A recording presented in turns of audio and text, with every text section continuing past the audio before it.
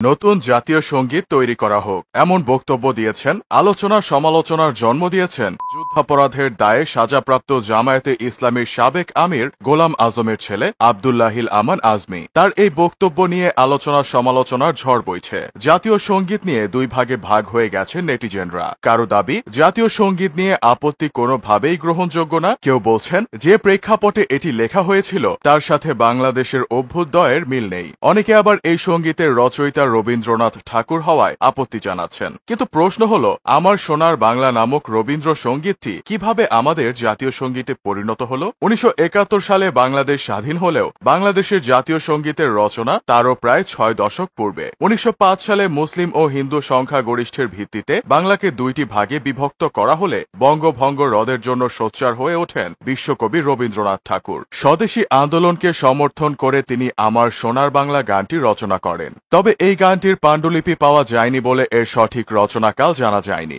1947 সালে দেশ ভাগের সাথে সাথে পুনরায় বাংলা দ্বিখণ্ডিত হয়। এ সময় পাকিস্তানি শাসকদের বাংলা বিদ্বেষী মনোভাবের ফলস্বরূপ পূর্ব বাংলায় রবীন্দ্রনাথের চর্চা কিছুটা কমতে থাকে। পরবর্তীতে 1961 সালে বিশ্বব্যাপী কবির 100তম জন্মবার্ষিকীর উৎসবের ছটা এসে লাগে পূর্ব পাকিস্তানেও। সেই সময় শাসক গোষ্ঠীর চক্ষুকে উপেক্ষা করে বুদ্ধিজীবীদের একটি দল পূর্ব পাকিস্তানে কবির জন্ম শতবার্ষিকী পালন করে। একই সাথে ওই সময় বাঙালির প্রাণের ভাষা, সংস্কৃতি এবং ঐতিহ্যকে ধরে রাখতে নেয়া বিভিন্ন উদ্যোগের ফলে জন্ম হয় ছায়ানটের। বাঙালির সাংস্কৃতিক সংগ্রামের প্রতীক হিসেবে আমার সোনার বাংলা গানটি প্রতিষ্ঠিত করে ছায়ানট। অন্যদিকে রাজনৈতিকভাবেও পাকিস্তানি শাসকদের বৈষম্যের বিরুদ্ধে রুখে দাঁড়াতে শুরু করে বাঙালিরা। 1967 সালে রেডিও ও টেলিভিশনে জাতীয় সঙ্গীত প্রচার নিষিদ্ধ করেন তৎকালীন পাকিস্তানের তথ্যমন্ত্রী। তবে সেটি উপেক্ষা করে 1970 সালে মুক্তিপ্রাপ্ত জীবন থেকে নেয়া সিনেমায় আমার সোনার বাংলা গানটি ব্যবহার করেন জহির রায়হান। তখন বিভিন্ন রাজনৈতিক সমাবেশেও জাতীয় সঙ্গীতের আঙ্গিকে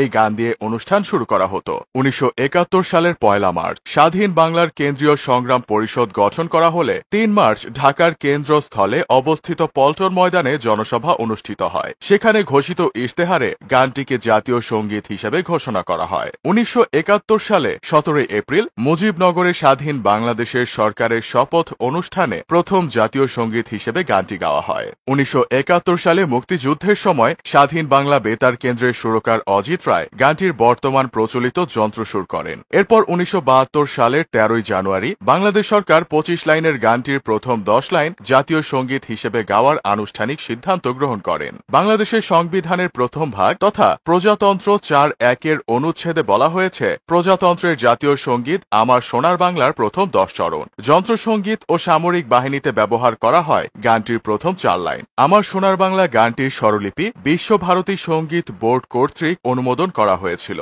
তবে স্বাধীনতার 50 বছর পেরিয়ে গেলেও জাতীয় সঙ্গীত পরিবর্তন নিয়ে আলোচনা থামেনি। এই আলোচনার প্রধান উপজীব্যই হল জাতীয় সঙ্গীতের জন্ম ইতিহাস। 1905 সালে বঙ্গভঙ্গের বিরোধিতা করে রচিত গানটি জাতীয় সঙ্গীত হিসেবে বর্তমান বাস্তবতায় দাঁড়িয়ে কতটুকু যৌক্তিক সেটা নিয়ে প্রশ্ন তোলেন কেউ কেউ। 2024 সালের গণ অভ্যুত্থানে হাসিনা সরকার পতনের পর অনেক শিক্ষার্থী দ্বিজেন্দ্রলাল রায়ের ধনধান্য পুষ্প ভরা গানটিকে বাংলাদেশের জাতীয় সঙ্গীত করার দাবি জানাচ্ছেন। তবে যত আলোচনা আর তর্ক বিতর্কই থাকুক, জাতীয় সঙ্গীত বাঙালির গৌরব। এই জাতীয় সঙ্গীতের মাধ্যমেই অনেকে স্কুল জীবনের দিনগুলোতে ফিরে যান। এই সঙ্গীতেই মিশে আছে বাংলার মাটি ও বাঙালির ঘ্রাণ।